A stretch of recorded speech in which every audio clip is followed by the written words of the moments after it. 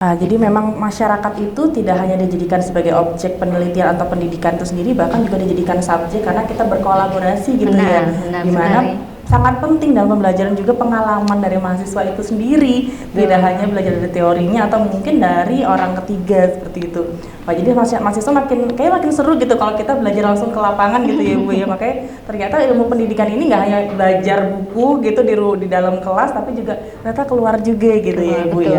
Wah, luar biasa sekali. Balik lagi nih Bu tentang perkembangan teknologi sekarang, apalagi tadi sudah menyebutkan dengan perkembangan AI yang mungkin sekarang sudah menjadi hal yang kita butuhkan di masyarakat, terutama juga anak-anak muda, mahasiswa gitu.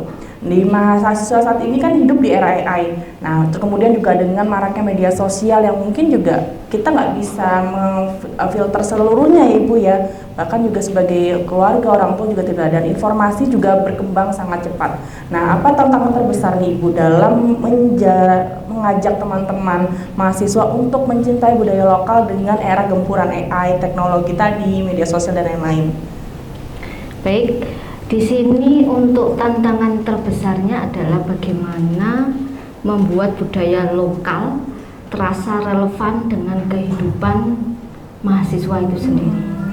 Banyak mahasiswa tidak menolak budaya lokal, tetapi kadang belum melihat bahwa budaya lokal itu menarik, bermakna, dan penting untuk masa depan. Oleh karena itu, kita juga sebagai dosen juga harus bisa mengarahkan ke sana. Kemudian pendekatan yang lain, kita juga harus kreatif. Kita tidak cukup hanya mengatakan bahwa budaya lokal penting. Nah, itu tidak cukup. Tetapi perlu memberi ruang kepada mahasiswa untuk mengeksplorasi, memetakan, mendokumentasikan dan mengemasnya dengan bahasa digital yang mereka alami. Contohnya, kita berikan tugas-tugas yang bisa mengarahkan mahasiswa untuk lebih mengenal budaya lokal yang ada di daerahnya. Bisa dibikin konten atau bisa dibikin seruan, himbauan untuk mencintai lingkungan, seperti itu. Nah, mahasiswa juga bisa diajak bahwa budaya lokal berkaitan dengan lingkungan, ruang hidup, ekonomi masyarakat, pariwisata, bencana, dan keberlanjutan. Jadi budaya lokal ini bukan sesuatu yang jauh, tetapi terasa dekat dengan kita. Karena sekarang itu ya, kalau kita melihat di Kota Malang sendiri, itu ada beberapa pasar yang sekarang itu sudah menjadi pasar wisata. Ya, betul. Menjadi pasar wisata. Direnovasi, kemudian direaktivasi lagi. Betul sekali. Dibikin tematik gitu ya Bu. Dibikin tematik, menarik. Saya tuh ketika awal datang ke Malang, saya tidak ada niatan Mbak, karena kalau rumah saya sendiri jauh kan dari misalnya Plojen, itu jauh. Paling pasar itu ya sama aja, tapi ketika pasar yang itu kemudian ada ide untuk kemudian pasar itu dibuat lebih tematik, dibuat lebih ke kearifan lokal masyarakat, pengunjungnya semakin banyak, dan itu juga saya juga tertarik, sehingga disinilah, dan kalau di Kota Malang ini banyak, sehingga disinilah kita memberikan peluang-peluang kepada mahasiswa. Ke depan harapan kita sebagai dosen, muncul generasi mahasiswa-mahasiswa dari Fakultas Ilmu Pendidikan ini yang memiliki rancangan ide apa gitu ya, misalnya Kepo yang dekat dengan Unikame ini kan, Kepo ini kita jadikan pusat apa tematik, sehingga Kepo ini akan dikenal oleh masyarakat. Nah, seperti kita ke Kayu Tangan, walaupun jadi kita tidak harus melihat dari dananya dulu, karena mimpi itu kan, rancangan ide-ide itu kan nggak apa-apa, kita melihat dari hal-hal yang kecil dulu ke depan supaya pas gitu ya. Jadi kita proyek kita dari yang terdekat dulu, dari Unikama ya, yang ada di sekitar sini. Betul. Jadi memanfaatkan masyarakat sekitar dulu, mengembangkan dulu, kemudian baru semakin meluas lagi gitu ya Bu ya. Nah Ibu, tadi kan Ibu menyatakan bahwa juga kalau dia pandang mungkin budaya lokal dengan adanya sekarang teknologi yang budaya asing masuk, akhirnya itu dianggap kayak udah kuno gitu, kayak kurang menarik. Benar nggak sih mahasiswa? Gitu ya, kayaknya lebih enak kalau ngelihat budaya-budaya dari luar negeri atau sekarang mungkin banyak kayak K-pop, J-pop dan lain-lain, bahkan budaya barat gitu ya. Nah, sebenarnya apa sih Bu yang bagaimana kita menyikapinya agar budaya lokal ini tuh nggak dianggap kuno dan kurang menarik gitu? Caranya dengan pengemasan. Misalnya kita mengemas misal tari-tarian tradisional. Nah, anak-anak saat kita di pembelajarannya budekan itu pembelajaran seni, anak-anak belajar terkait tarian tradisional. Nah, mereka diminta untuk merekam, kemudian diupload di media sosial, dikemas yang menarik, sehingga akan menarik untuk ini apa istilahnya yang melihat itu bisa tertarik untuk melakukan atau mempelajari tarian tradisional, karena memang kalau kita lihat video-video pendek di TikTok itu kan biasanya melihat terkait K-pop, sedangkan tarian-tarian tradisional ini tidak seviral K-pop tersebut. Oleh karena itu sebagai generasi penerus bangsa ini ya, terutama teman-teman mahasiswa ini harus melestarikan budaya lokal. Kalau tidak melestarikan budaya lokal siapa lagi gitu ya. Betul.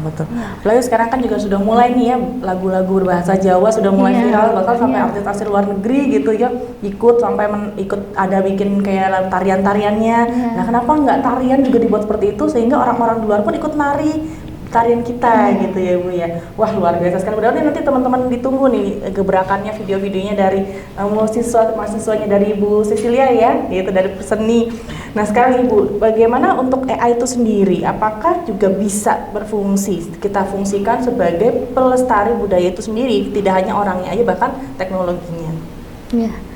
AI dapat membantu pelestarian budaya apabila digunakan secara tepat dan bertanggung jawab. Mahasiswa juga dapat menggunakan AI untuk membuat storyboard dalam merancang sebuah media pembelajaran. Namun AI tidak boleh menjadi satu-satunya sumber informasi budaya, karena itu informasi yang dihasilkan AI harus diverifikasi terlebih dahulu kebenarannya. Oleh karena itu kita perlu melakukan wawancara, kemudian melakukan observasi. Agar apa? Agar informasi yang kita terima itu bisa valid dan kredibel. Jadi emang harus, walaupun kita menggunakannya sebagai media kita dalam pembelajaran, membuat awal, tapi tetap diimbangi dengan tadi wawancara juga, observasi juga gitu mahasiswa ya. Nah Ibu, bagaimana tetap kita ngebahas soal AI dulu nih. Untuk tidak menghilangkan keasliannya tadi gitu ya, bukan kita sudah berusaha memverifikasi. Nah, membedakannya seperti apa Ibu? Bahwa emang ini bisa dipertanggungjawabkan gitu. Baik, jadi untuk etika penggunaan AI ini memang harus selalu kita sampaikan kepada mahasiswa dalam proses perkuliahan, sehingga mahasiswa memiliki kejujuran menyebutkan sumber informasi yang digunakan. Ini sangat penting sekali. Contohnya saja, misalnya mahasiswa kita berikan tugas, mahasiswa kan kita minta untuk menyebutkan sumbernya, daftar pustakanya. Nah itu juga harus kita validasi sebagai dosen.